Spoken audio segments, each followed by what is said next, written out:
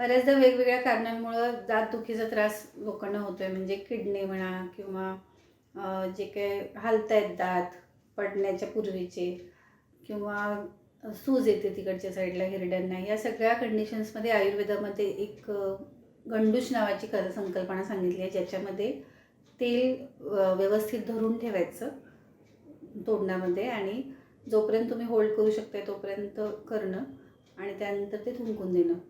असं केल्यानंतर पूर्ण ज्या काही आयुर्वेदानुसार तेल हे वातशामक आहे, त्यामुळे तिकडच्या ज्या पण शिरांच्यामुळं जे काही वेदना होत असतील त्या सगळ्या कमी होतात.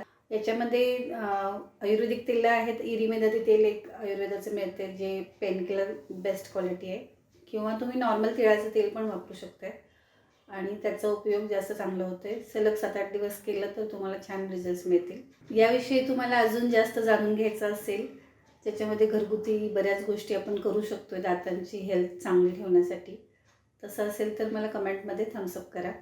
धन्यवाद.